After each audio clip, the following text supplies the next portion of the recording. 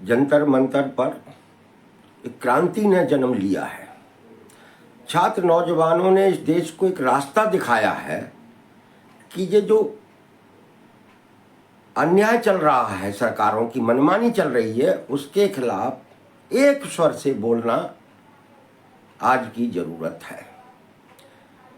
जंतर मंतर से शुरू हुआ आंदोलन आज देश के कोने कोने में पहुंच गया है। पटना, उत्तर प्रदेश, महाराष्ट्र, बिहार, उत्तराखंड, झारखंड, हरियाणा, पंजाब, पूरा साउथ, सारा प्रदेश इस आंदोलन से जुड़ चुका है। सारा छात्र नौजवान इस आंदोलन से जुड़ चुका है। देश भर से, दुनिया भर से लोग जोमेटो, स्विगी के जरिए आंदोलनकारियों के लिए दिल्ली में खाना भेज रहे हैं। ये एक नई चीज है। उन आंदोलन में लगते नए नए नारे ये बताते हैं कि छात्र नौजवानों की राजनीतिक चेतना, अन्याय के खिलाफ बोलने की उनकी का समर्पण बहुत उच्च स्तरीय है। वह वैचारिक रूप से भी तैयार हैं। ये जो पूरा क्रांति एक जन्म लिया है हिंदुस्तान के अंदर, इसे आगे बढ़ाने की जिम्मेदारी उस मजदूर वर्ग की है जो सबसे ज़्यादा अन्याय का शिकार है। आपने देखा होगा कि फरवरी में जो मजदूर हड़ताल हुई थी ट्रेड यूनियनों की, और उसके बाद देश भर में मजदूर आंदोलन उभरा था। ज़्यादातर रिफाइनरियों में हड़ताल हुई। किस सवाल को लेके? नौकरी में सुरक्षा और न्यूनतम 26,000 वेतन को लेकर देश भर में, मतलब बिहार में हुई, उत्तर प्रदेश में हुई, नोएडा में तो हिंसा भी हुई, हरियाणा में हुई, पंजाब में हुई, महाराष्ट्र में हुई, छत्तीसगढ़ में हुई, मध्य प्रदेश के भी कुछ क्षेत्रों में हुई। ये जो पूरी मजदूर वर्ग की हड़ताल थी, वो हड़ताल भी सरकार के उस आर्थिक अन्याय के खिलाफ थी जो लगातार हो रहा था। और ये छात्र नौजवानों का भी जो आंदोलन है, ये भी अन्याय के खिलाफ आंदोलन है। वो सरकार की जो निजीकरण की जो नीति है, जिस पर वो आगे बढ़ रही है, सारे संसाधनों को बेचकर देश चलाने की जो इसकी नीति है, उसके खिलाफ छात्र नौजवानों का आंदोलन है। नौकरियां पूरी तरीके से खत्म कर दी गई हैं, कॉन्ट्रैक्ट पे दे दी गई हैं। क्लास 3, क्लास 4 की नौकरियां बची नहीं हैं। तो ये कॉलेजों में पढ़ रहे बच्चे को अपना भविष्य अंधकार में नजर आ रहा है और वो जंतर मंतर पहुंच रहे हैं। इसी तरीके से जो सरकारी विभागों में, निजी क्षेत्रों में, सीमेंट प्लांटों में, पावर हाउसों में, पब्लिक सेक्टर में जो ठेका मजदूर काम कर रहा है, उसकी स्थिति और भी ज़्यादा खराब है।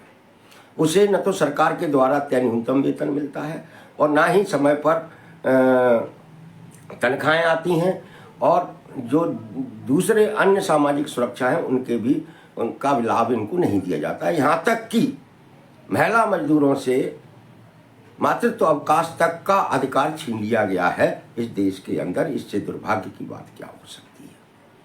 मध्य प्रदेश का सारा सरकारी सेक्टर ठेकेदार और कंपनियों को बेचा जा चुका है। एक चपरासी की नौकरी यहाँ नहीं मिली है। हम ये बात लगातार कहते आ रहे हैं कि ये सरकार अपना काम 3,000 रुपये, 2,000 रुपये, 5,000 रुपये में करवा रही है, पंचायतों में, स्कूलों, छात्रावासों में, अस्पतालों में, पावर हाउसों में, सब जगह। जो सरकार का तय न्यूनतम वेतन है वो भी नहीं मिलता है। और इसीलिए ये जो छात्र नौजवानों ने जो क्रांति को आगे बढ़ाया है, क्रांति को जन्म दिया है, इसे जीत तक पहुंचाने की जिम्मेदारी उन मजदूरों की है जो आर्थिक अन्याय का शिकार हो रहे हैं। और इसलिए हम लोग मध्य प्रदेश के अंदर अस्थायी और ठेका श्रमिक कर्मचारियों का जो आंदोलन खड़ा कर रहे हैं, कभी कभी ये आंदोलन बहुत व्यापक स्तर पर चर्चा में आता है।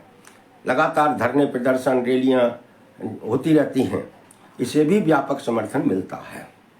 हालांकि सरकार और सरकार समर्थित संगठन इस मजदूर वर्ग के इस आंदोलन को कमज़ोर करने, उन्हें निराशा में पहुंचाने का अभियान भी चलाते हैं। जो लोग पहले आउटसोर्स कर्मचारियों की बात नहीं करते, आज हम लोगों के आंदोलन के कारण वह भी इस मुद्दे पर बात करने लगे हैं।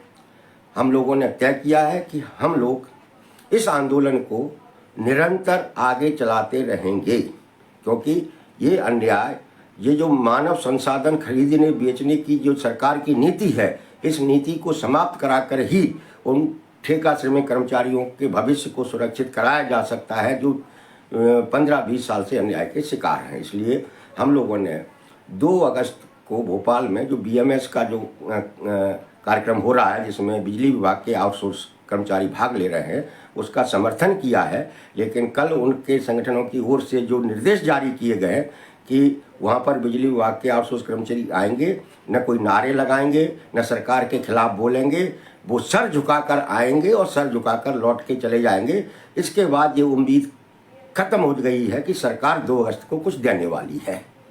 न वहाँ पर उम्मीद ये की जा रही थी कि सरकार समर्थित संगठन का कार्यक्रम है, इसलिए वहाँ मुख्यमंत्री आएंगे, श्रम मंत्री आएंगे और अन्याय के शिकार अस्थायी आउटसोर्स कर्मचारियों के लिए कुछ घोषणा करेंगे। लेकिन कल जो उनके संगठनों के द्वारा जो निर्देश जारी किए गए हैं कि कोई ऊधम नहीं करेगा, कोई नारे नहीं लगाएगा, सरकार के खिलाफ नहीं बोलेगा, उससे स्पष्ट हो गया कि 2 अगस्त को भी बहुत कुछ मिलने वाला नहीं है। मुख्यमंत्री शायद ही आए।